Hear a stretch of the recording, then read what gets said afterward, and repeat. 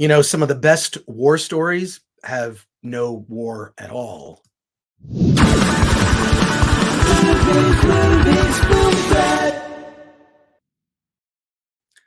Welcome to the Film Threat Podcast. I am Chris Gore. I am happy to talk to you today.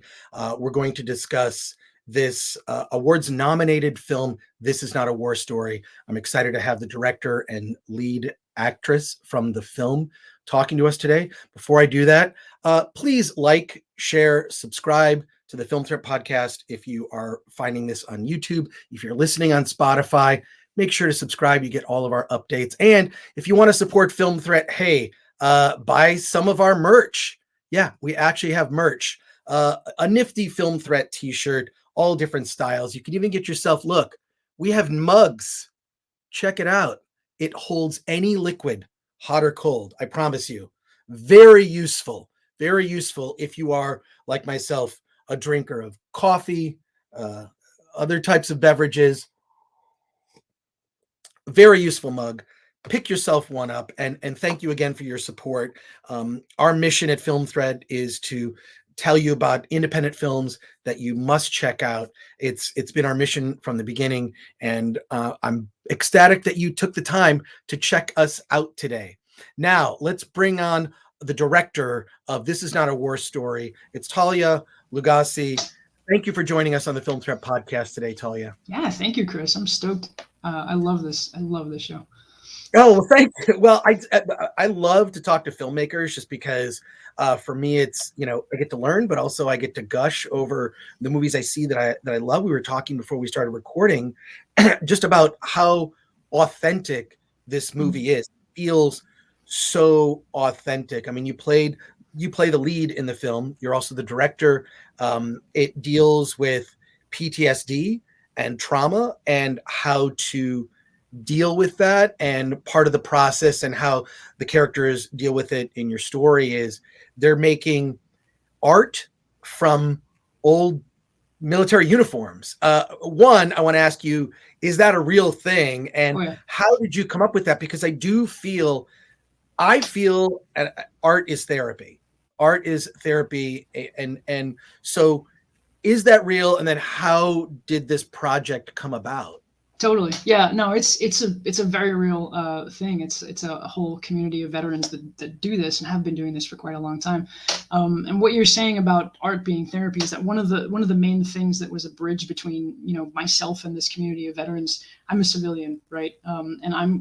But one of our main points of connection was that, like, I had film my whole life to be my fucking therapy, and they've had this incredible process of artwork for themselves to do. And so the process of us collaborating was very much, was sort of made tangible by the fact that we both had this relationship to art. But I came to it from the vantage point of grappling with my own trauma. This goes back many years for me, even before my first film. Just trying to figure out how the fuck to live, and I had written a story that was about these two characters, and I didn't quite know who they were yet, but I knew what they were grappling with. And in the process of writing the script, I discovered that they had in common an experience of war, that they were soldiers. And I stepped back because I thought, I don't know anything about that. I don't know what that is. I haven't lived that, so I'm not the person to tell that story. So as I immersed myself in reading narratives that veterans had written, and I felt very closely connected to it and aligned with it. And I finally kind of got up the courage to share what I had been writing with them and reach out and say, does this resonate? Does this make any sense? Should I stop doing this altogether? And what I was met with was so much encouragement about, like, yes, you should, as a civilian, give a shit about this. And yes, we should find common ground. And this story resonates with them. And we built it from there. But it wasn't until I found that specific community of paper makers and artists that I felt like, well, that's the dimension that's, like, been missing from this script that I had finished, but I knew that there was a huge component that was missing. And that process of them just ripping their uniforms to shreds and pulverizing them and making blank sheets of paper, and then onto that paper just beautiful expressions of rage and regret and all manner of things. Was the process itself, as you've seen in the film, is enormously photogenic. But then there's also the communal aspect of it, where they tell each other, stories, and they share things. And anyway, that's a very long answer to your question. I'm sorry, but No, I love it. It's and what's amazing about the way you documented it, and I use that word intentionally because parts of the film feel like a documentary. It has an authenticity that transcends a typical scripted, beats and these kinds of things happen, but it's very tactile. There's something about and the way that the actors, although they don't feel like actors, the way they go about the process is just very real. So I do want to ask you about the actors in your film. Are they professional actors, or they just feel a bit too real to me to, yeah. It doesn't feel fake is what I'm saying. In a lot of movies you see, you're just like, this is sort of movie acting, and this is how movie people act. And movie people do these things in movies, which make no sense in real life. And your film doesn't feel like that at all. It has a very documentary feel. They're not actors. So that was the point, was that like I never could have undertaken to tell this story and involve this craft and all these veterans that I was collaborating with. There was one remote idea at one point that like they would come on board and train some actors. But I knew from the moment that I met them that I was no way I was going to make this film without them being in the fucking film. So it was just a matter of like a process of like building trust and friendship to the degree that like they also were seeing what I was seeing, which was that they had to be in this. And I knew that like the script was built in such a way whereby, you can build beats and moments that can kind of go in any number of directions, but there's a larger scope, a structure around it that's holding it up. So it's not the story, and the resonance of the story isn't contingent on any one single moment playing out a certain way. There was room enough to let them be who they are, which is, as you said, some of the most like utterly authentic aspects of the movie, which is, I think, part of what's such a treasure about it, is that like I've never seen anything like that before. And so that's one of the things that I was kind of gunning for, was that like if we're telling this story, it's sort of, at least from my vantage point, it has to be done that way, which is by no means easy.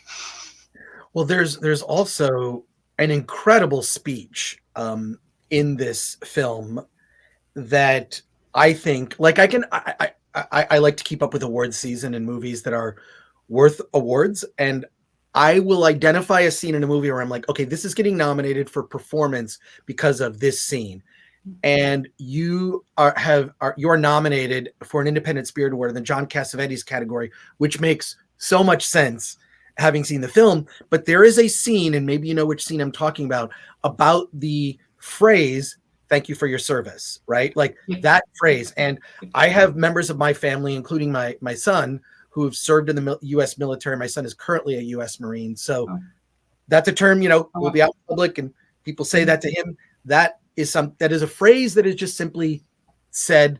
And I understand the motivation behind people saying it to someone in the military. I think that it's, but the speech, there is a speech around that phrase that is so powerful.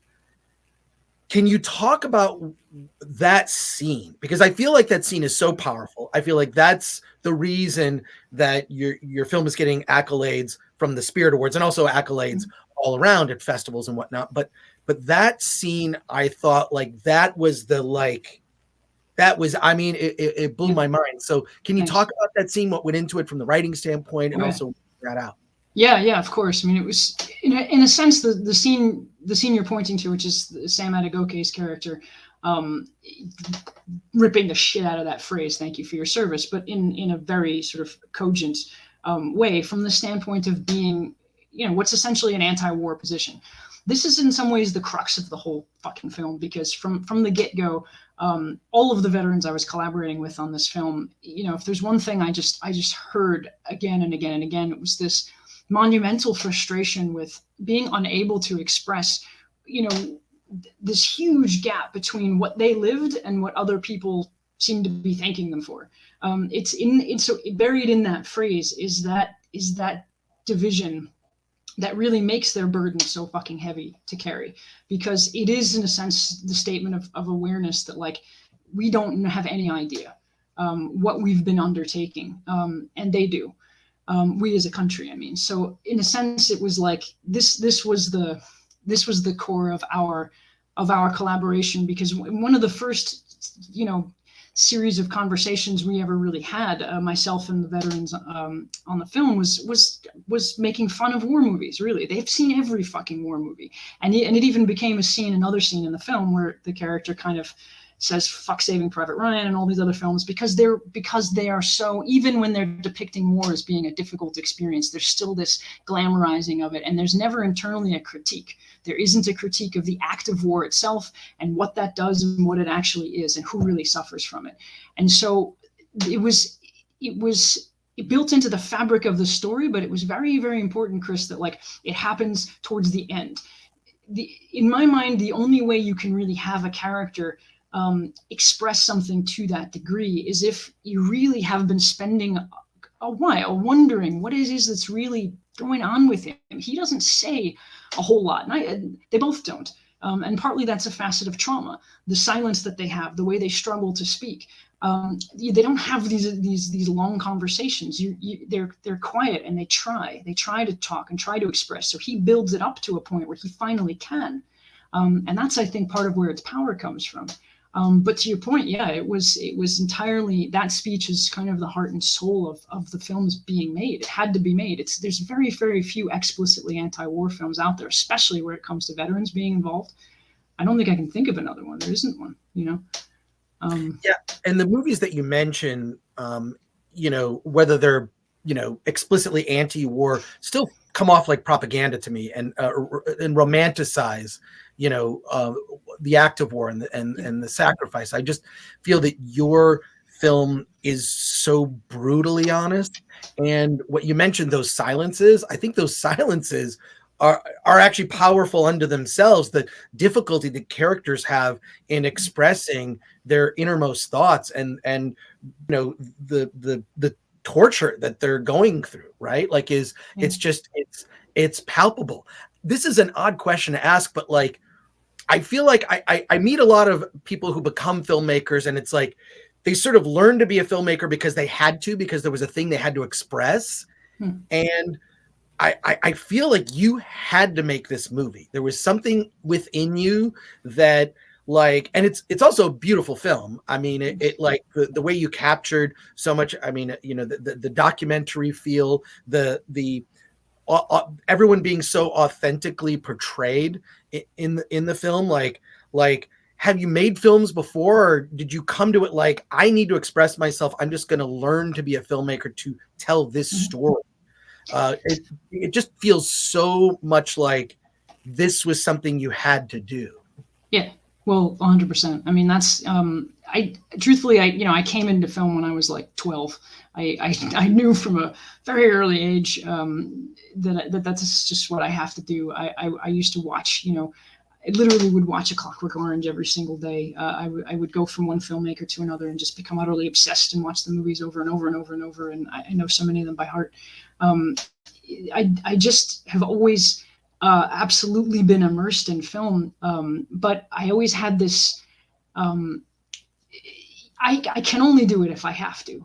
In other words, I made one feature film before this called Descent.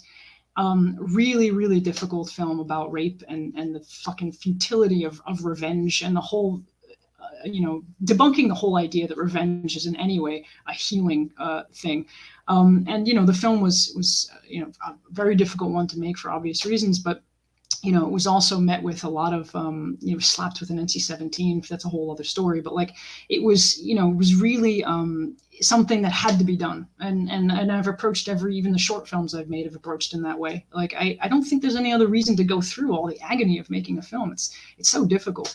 But it also, like the span of time between my first and second feature is quite a number of years, something like 10 or 12 or something. It's like, it's a while, but part of that is because, I've had along the way other stories that I've written that I thought were pretty good, or other, characters that I wrote that I could have based a film on. But I wait for that feeling where it's like, I absolutely must make this film. And if it takes time to arrive there, then you allow for that. And that's not a typical, I think, way to go about making films. But I think for me, I know what it is that I love about this craft, and I know how fucking hard it is, and I want to do it in order to enable a film to exist that must exist, exactly as you're saying, and that is the impulse that was behind this film, 100%.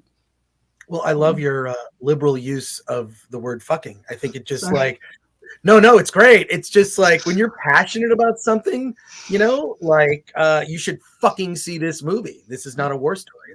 That's what I will tell you. What were some of the challenges that you faced in, also you wrote it, you're directing it, and you're in it?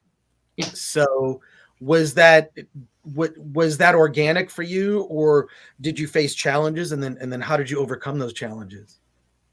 Yeah, I mean, in a sense, the whole thing was quite challenging, and it was just one mountain after another, and I would perpetually hit walls and think, what the fuck am I doing, and want to stop, but I think when you have an impetus that's so strong, it's just okay, just get the thing to exist, and then I'll stop. My being in it is basically because the character, before I even knew really what the story was, the character is a side of myself that I've wrestled with for such a long time that's where that character comes from. And I've tried to put distance between the character and myself at different stages of the film. And, at one point I read several different veterans for the part. I read actors for the part. And one of the things I realized was that, like, yes, I could put someone else in it. However, there would be a lot of consequences from that. And, the one logistical fundamental thing was that, like, I had already spent about 2 years building these relationships with these veterans who are on board the film, and their authenticity and their presence and their naturalness was in dialogue with me. So a lot of the what you see on screen is the result of just our immersion. If I had stuck a stranger in there at the last minute, the whole film would have been radically different. So that was one thing, just from a logistical standpoint. But then, the more personal thing was that, like, at this point in my life, I felt about the directing of the film that I got this. Like, I know it's going to be difficult for all these various reasons, but I got it. It's a challenge, but it'll be fun. The writing part was fucking hard, but, like, I got this. And I knew that in it, and, I spent a long time writing and revising until I knew I had it, and that speech was one of the last things that I wrote because I knew there was still something missing. Right.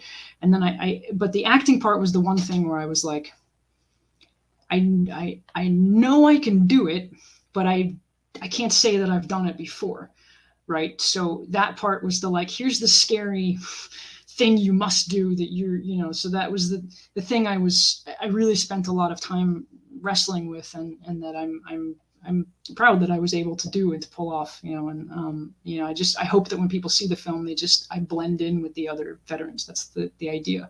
But mostly it was a matter of immersion. I had spent so much time, so many hours, so many, months and months and months and years, so near them that, like, I was in touch with all the things that I'm grappling with and feeling their physicality, and all of it was, You did a great job.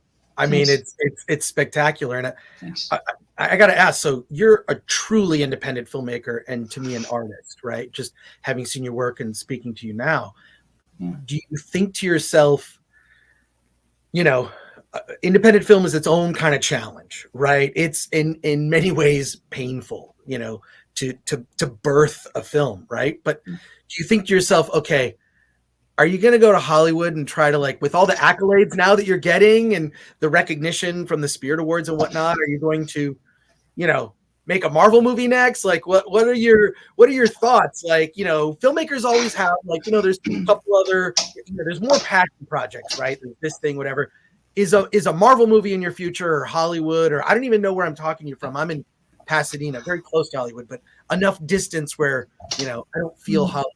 Pasadena is very blue collar, but feels like the Midwest, which is where I'm from. But what are your thoughts now on with this recognition? Because that's usually you parlay that kind of recognition into the next thing. I'm laughing because this is very funny to me because, look, I'm in this for the long haul. Okay. Right. I understand that, that it's sort of the goal of the filmmaker. You get to a certain, I don't know, recognition or something, and then you go off and do some big movie. But, like, that to me that's not what I'm in this for. I have stories I want to tell. And if I can keep the films just small enough that nobody cares what it costs, and so no one tells me what to do, then we have creative control enough where we're not going to get fucked with, and we can make an interesting film. Making a more, I cannot imagine anything more painful than spending a few years immersed in that world. I will say that, like, the film Joker, I thought was brilliant, and I've seen it many times now. If I could do something like that, possibly, but I doubt that, like, within that system, it's such an anomaly, such an anomaly. You know what I mean? Like, so I don't have any desire in that direction. I just kind of want to, however long it takes. I understand the risks and the challenges and the agonies involved because I've been there and I've done it and I've lived this for a long time. I have a system going now, I believe, with this film that I found a really good balance between keeping the budget small enough that it's doable and that it's still not something where I have to negotiate and ask for permission and all these other things. I just want to do the work. So that's what I'm going to do. That's what I am doing. I have another film that I'm. Yeah. Well, I can't wait to see it. I think you should reach out to Todd Phillips, actually, who directed Joker, which was made for $50 million, right? Comic book movie, but it wasn't about that. I mean, it dealt with certainly, the Joker's own trauma, right? But Todd Phillips comes from indie film. I mean, he comes from underground film. I mean, that's where his spirit is. I actually, Film Thread actually distributed his first documentary. Hated the Gigi Allen story. So, and he's very supportive of small indie movies. You should just contact Todd Phillips. Okay, just call him up. Why not? I mean, well, he's a guy that I feel he figured out, and there are other filmmakers I know that are like this, that sort of figure out how full of shit Hollywood is, and then have learned to sort of work within the system to have some semblance of their own identity or vision, woven into their films. And I love that Todd was able to do that. I mean, like, I think Joker is brilliant. I had hoped that the superhero movie genre would have gone more in that direction, more thoughtful storytelling, using sort of, superhero world as a way to comment on current day. But it hasn't gone that way. It's mostly superhero movies are pretty much just commercial garbage and not getting any better. I thought, but yeah, why don't you reach out to him? What's he going to say? Sure, No, I can try. I mean, I don't know what I would say. Hi. I mean, I'm kind of going. No, I understand what you mean. I actually did. When I was really in a dark place finishing post-production on this film, I was seized by the idea that I had to talk to Werner Herzog. I got to talk to this guy. If there's anyone who knows what the fuck I'm trying to do, it's this guy. I got to talk to him. So I just kept reaching out until I was able to talk to him, and we've had dialogue since then, and he's given me some absolutely fantastic advice about finishing the film, and so he's kind of become this, like, mentor figure. But it literally was just coming out of me, like, banging my head against the wall, feeling like, who can I talk to who has any clue what I'm trying to do here? You know what I mean? I'm not. It's so specific.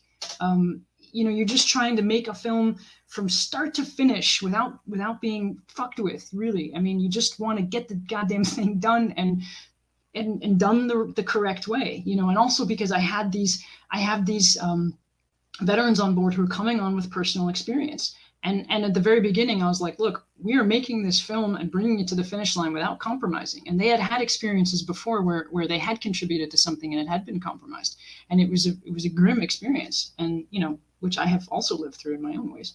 Anyway, I mean, you can feel it when you see something that's compromised, and it's generally just too many cooks, too many people giving advice, too many notes, when just a singular vision is the thing that just, to me, comes out more honestly, like your film. I just hope if Hollywood comes calling, which, awards recognition, that generally that'll be the response, right? Is people, you may find yourself pursued. I just hope that whatever you decide to do, that you do it on your own terms. So oh yeah, no, I mean, that's all I've done since the day I started, and I'm just gonna keep barreling forward. I mean, I have the films I want to make, and I have the one that I'm writing now, and I'm gonna make it no matter what, whoever jumps on board, but well, I'm a fan. I'm rooting for you, and Thanks.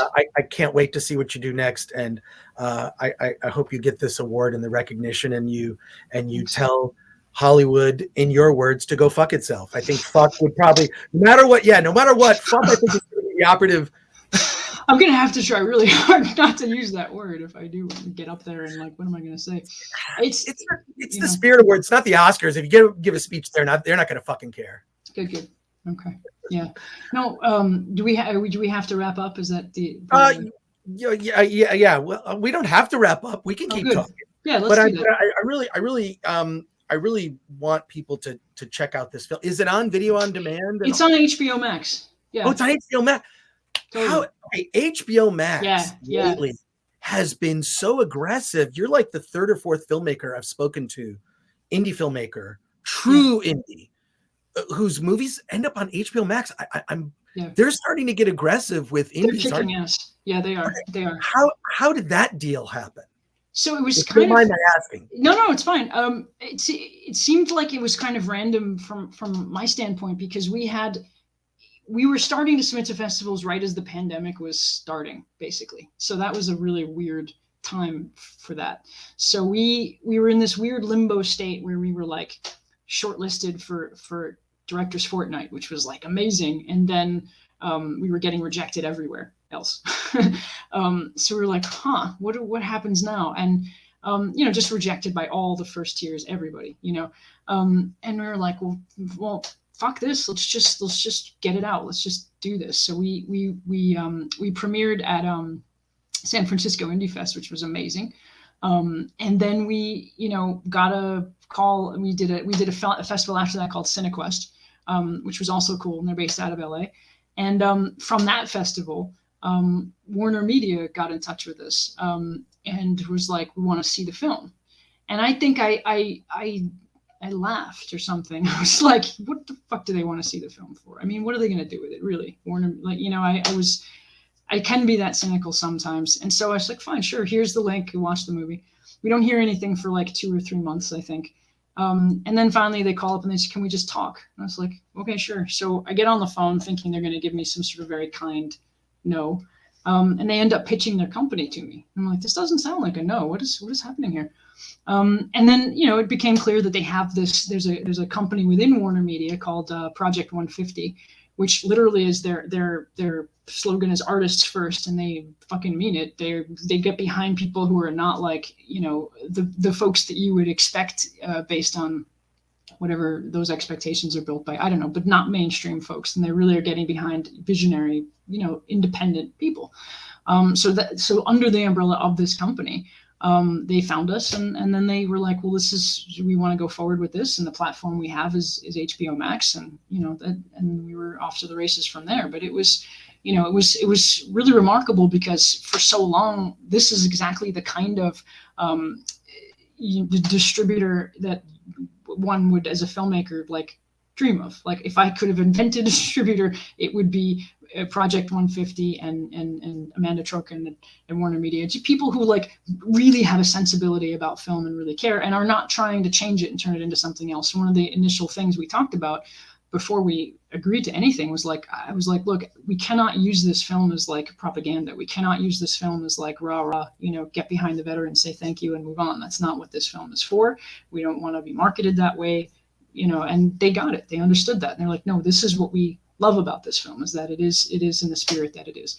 And so as long as we can retain that, then we're good. And that's how that happened. Well, I'm congratulations. Thanks. Now, and I have HBO Max, so now I can. Good. They've got some amazing stuff on there. I mean, they've got like all of Kurosawa's films. They have all of Chaplin's films. They've got Bergman films on there. I mean, they've got everything. It's my personal favorite streaming service now. Just I feel like the fact that they're so behind, artists. I don't know, and. Yeah, this indie. I didn't know that it was Project 150 as the label that's within. That's fantastic to know. I'm glad that secret is out now. Yeah, because I hope more filmmakers. And CineQuest is a great festival. I had a film play there once. It's fantastic in San Jose. So that's a great fest. Talia, congratulations. Thanks. Or I should say, fucking congratulations. And I'm rooting for you at the Spirit Awards, but also, Thanks, Film Chris. Threat, we also do an award show called Award This. We do it in May because we're Cool. just trying to avoid flu season, Oh, which tends to ruin everything. I mean, all the film festivals these days are, going virtual, at least in the winter. So yeah. Award This, you're eligible for Okay. Award This. Oh, cool. Just Well, wanted to great. let you know. Good. We do our own thing. So Right thanks on. for talking to us today on the Film Awesome. Threat podcast. Thank you. Thanks so much, Chris. This was fun.